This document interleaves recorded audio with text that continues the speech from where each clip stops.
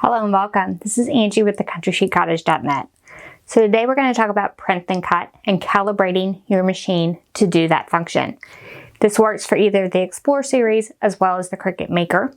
And you may want to do a calibration before you even start print then cut if it's your first time doing it, or if the print then cut seems off to you, like the lines seem off and they're not cutting exactly where you think they should. So let's take a look at how you calibrate your machine. So this is Cricut Design Space. You can open up a new canvas like this, or you can actually do this procedure from your home page. So when your project opens up, you would just click over here at the menu, or if you're on iOS, you click your face.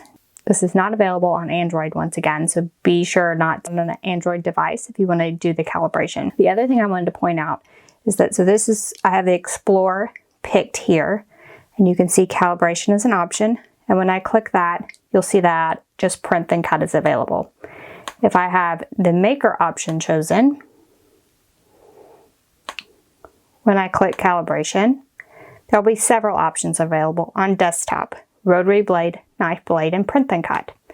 However, if I have the Joy version highlighted, then calibration will actually be grayed out.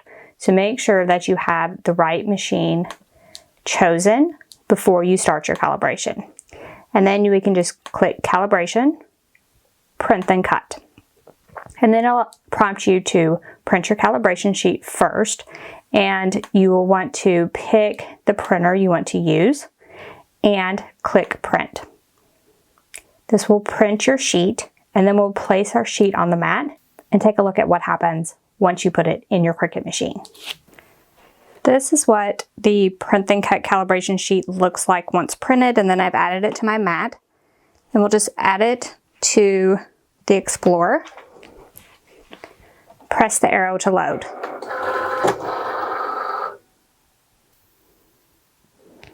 Then we'll press the C to start.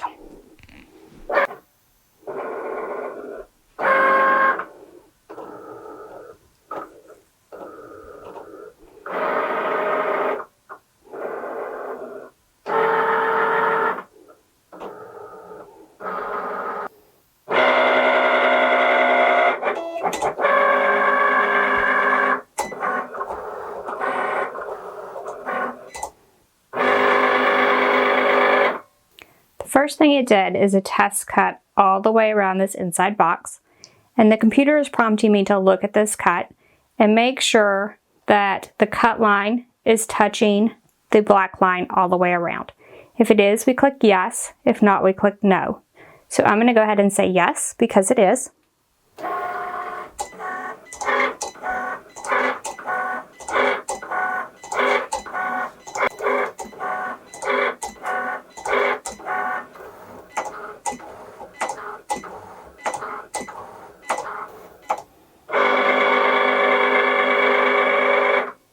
Next, the machine did a series of cuts all the way across the top and all the way down the bottom. Now the next question on my screen is, without unloading the mat, examine the lines on the top and the right of the calibration sheet and which cuts land closest to the center. So on the top, we would say 1 through 21, which one is closest to the center? So I would say that probably 13 is closest, as well as I. So I'm going to pick 13 and I on that screen. So we're going to pick 13 for top, I for right, and we're going to click continue.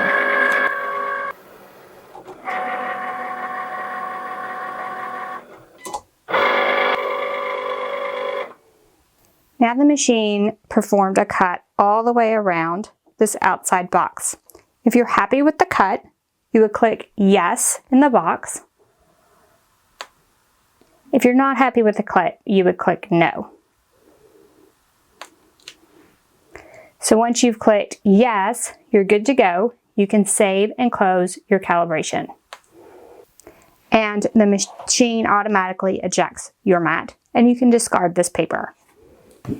So now that we have that machine calibrated, it should cut better if we were having trouble before, or if it's our first time cutting, hopefully it will be a success.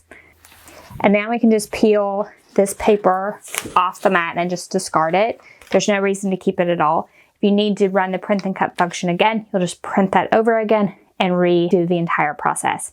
Now remember that the print and cut calibration is only for the Explorer or the Maker, so you'll want to be sure that you have one of those two machine types picked before you get started. So if you have any questions about anything we've covered today, please ask those in the comment section below. If you learned something from this video, if you liked it, please give us a thumbs up.